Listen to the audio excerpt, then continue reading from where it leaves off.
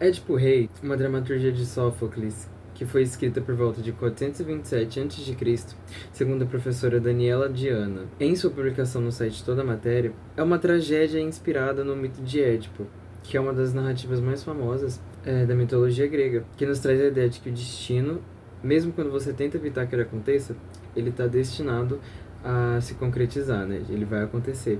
Dito isso, era uma história que já era conhecida por toda a Grécia. Talvez seja meio redundante falar toda, mas ela era muito conhecida, que é a história que antecipa a história da dramaturgia que a gente vai falar hoje, que é Édipo Rei, que seria basicamente que Édipo se casaria com sua mãe e mataria seu pai. Foi transformado em uma peça de teatro que mostra o caminho percorrido por Édipo, até que ele chegasse nesse destino já conhecido, né? Como eu falei anteriormente, a história que antecede Édipo Rei, ela já era conhecida pelos gregos, mas as informações que eu quero que a gente se apegue hoje do que já era conhecido é o seguinte, que o sucessor do trono de Tebas, Laio, ele foi amaldiçoado porque ele se apaixonou pelo filho do rei Pélops.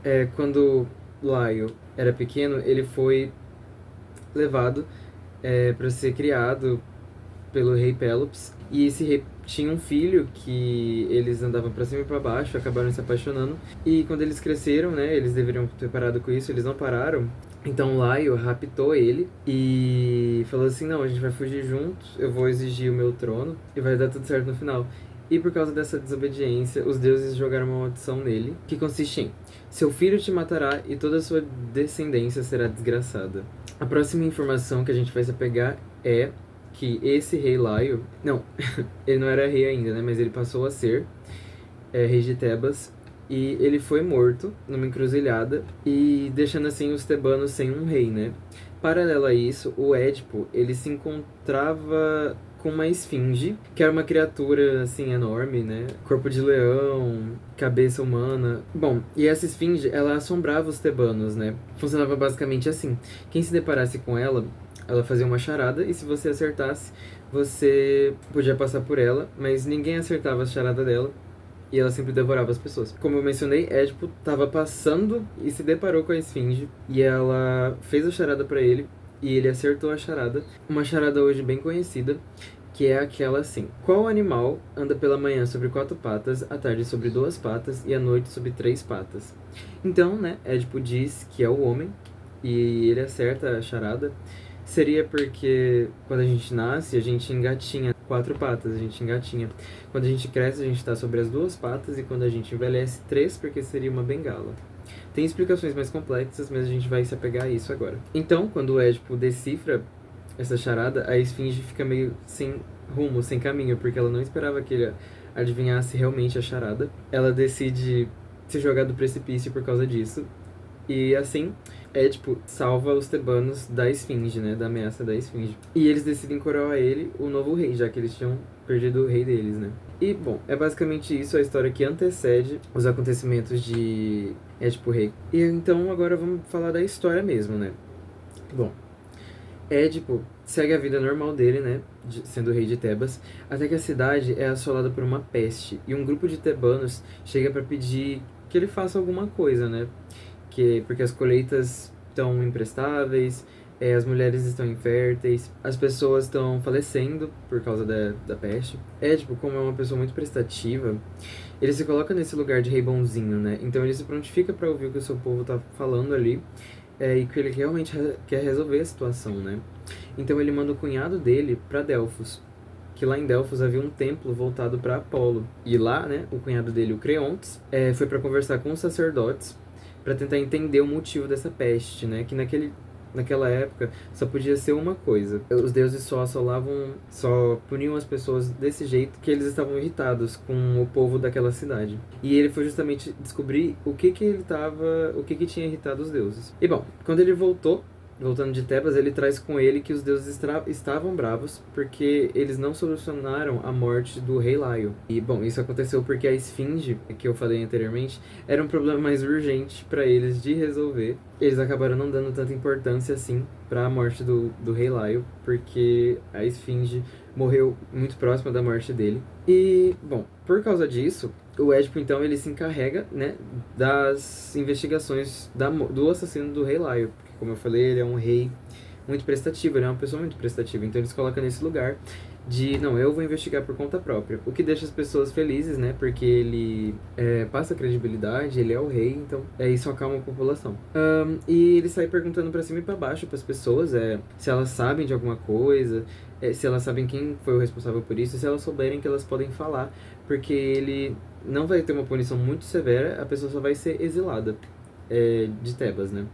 Poderia ser pior, poderia ser morte, né? Mas não é. Então, uma dessas pessoas, né, que Édipo pergunta, sugere pra ele que ele fale com Tiresias, que é considerado um homem santo, vamos dizer assim, porque ele é um ancião, ele é cego, e isso é uma informação importante, mas enfim, vamos seguir. E ele era muito respeitado por todos, porque ele era considerado uma pessoa mais próxima, né, o homem mais próximo de Apolo. Pois bem, Édipo então pede pra chamarem Tiresias, né, que ao chegar na presença do Édipo, ele se recusa a contar pra ele o que ele sabe, porque tipo, ele reconheceu ele, mesmo não podendo enxergar, ele reconheceu. Édipo, né, enche o saco dele, rola até uma discussão, ele conta o que ele sabe, né, ele diz pra Édipo que o assassino que ele procura é ele mesmo.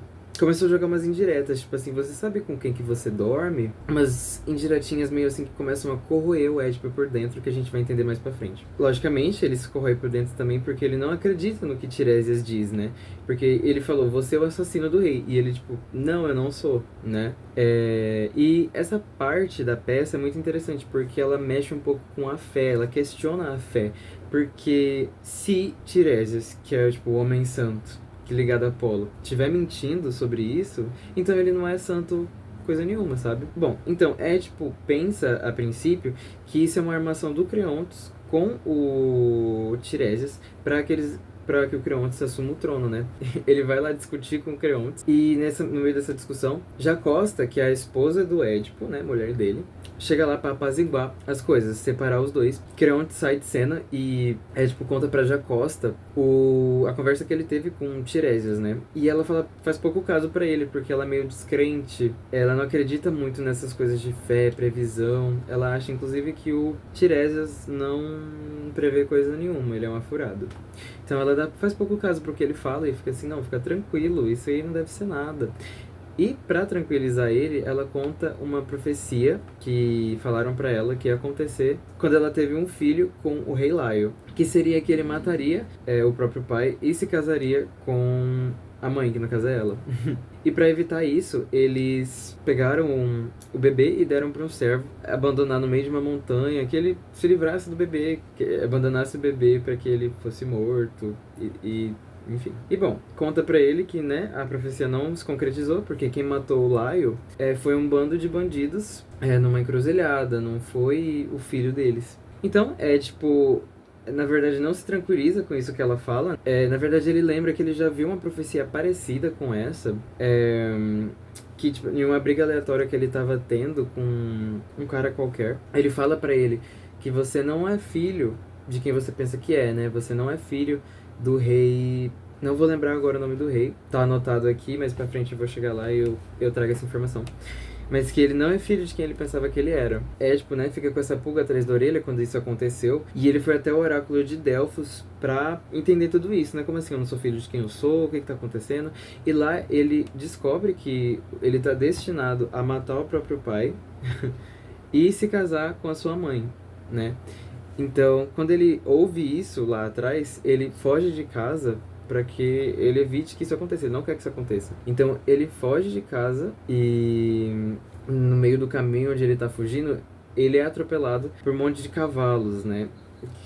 A comando do rei. E, tipo, chegou a ele essa informação como se fosse de propósito, porque ele ficou tipo, meu Deus, essa figura não tá nem aí, ele me atropelou e tal. E ele foi tirar satisfação, rolou uma discussão e ele matou todo mundo. Ah, com exceção de uma pessoa que ficou viva, na verdade. Uma testemunha ficou viva. Lembrando disso, ele fica assim, meu Deus, talvez eu tenha realmente matado o rei. Talvez eu tenha realmente matado o rei, né? Então ele manda chamar, né, essa pessoa que sobrou para que dê um testemunho do que aconteceu. Bom, então ele chama essa pessoa, né, essa única testemunha que sobreviveu, para contar para ele o que aconteceu, porque vai que ela sabe de alguma coisa, né? Vai que se ela falar que sim, foi você, né, não tem pra onde ele correr, mas se ele falar que não, foi sim um bando de bandidos que matou, não foi uma pessoa só, aí então tá tudo bem. E nesse meio tempo, enquanto eles estão esperando, né, essa testemunha chegar, chega um mensageiro pra avisar Édipo que o pai dele morreu por causas naturais. E daí Jocasta fala pra ele, tá vendo? Mais uma profecia que não se cumpriu, você não matou seu pai, ele morreu de causas naturais. E isso não necessariamente tranquiliza ele ainda fica meio tenso com tudo isso. E o mensageiro ainda adiciona, depois falando assim, fica tranquilo, porque ele nem era seu pai de verdade. Você foi encontrado numa montanha, condições horríveis. Ele foi levado então para ser criado pelos reis de Corinto, que eles não podiam ter filhos, então é isso, eles não são os pais de verdade dele. E essa informação deixa Édipo meio tipo, não, isso não tá acontecendo, ele fica meio em negação, fica mais preocupado do que ele já tava. E daí, o cara que eles mandaram chamar, a testemunha, ela chega. Bom, ela se recusa a dizer o que ela sabia, porque ela já tinha percebido o que tinha acontecido. Ela conta tudo que Édipo precisava saber. E nisso, né, Jocasta, ela já tinha entendido também o que tinha acontecido. E ela ficou tipo assim, não, você tem que parar com essa investigação agora. Se você não parar, eu vou parar de falar. Só que Édipo não tava nem aí àquele ponto, ele já só queria saber a verdade, ele precisava saber a verdade. Édipo então fica revisitando todos os seus passos, começa tudo a se encaixar na mente dele, né? Ele entende que não adiantou fugir dessa profecia que ele tinha escutado quando criança, porque ela estava destinada a acontecer de qualquer jeito. E daí um pouquinho, chega outro mensageiro para dizer que a Jocasta, né, a esposa dele, ela tinha se enforcado. Né, ela havia dito, se você continuar investigando, eu vou parar de falar. Édipo, então, com essa notícia, vai até o corpo, né, da Jocasta. Ele retira uns broches que ela estava usando e fura os próprios olhos com esses broches, porque a verdade era dura demais, era horrível demais de se ver. Depois disso, ele se apresenta pro povo tebano como essa pessoa que ele descobriu ser, assassino do próprio pai e marido de sua própria mãe, e causador da peste. Ele admite completamente a culpa, e como ele havia prometido no início da peça, ele fala que a punição dele vai ser se exilar, então ele vai se exilar de Tebas, abrindo mão do cargo de rei. Mas ele faz tudo isso na mente dele pensando assim, como que os deuses permitiram que isso acontecesse, né? De novo a gente vê aqueles questionando de fé. Acho que um detalhe importante que eu não mencionei, a mãe dele, a Jocasta, a esposa dele também, ele se casou, né, com ela e teve 4 filhos, eu não mencionei isso antes. A peça acaba, né, com Creontes assumindo o cargo de rei, assumindo também a guarda dos filhos do Édipo. E é isso, a história termina então com a frase de que os deuses têm a mão de tudo, o que eles quiserem que aconteça vai acontecer, você não pode fugir disso, e tal, e tal, e tal. E bom, o que a gente pode tirar de conclusão de tudo isso, né? Que Édipo, querendo ou não, ele era uma figura boa, né, na história.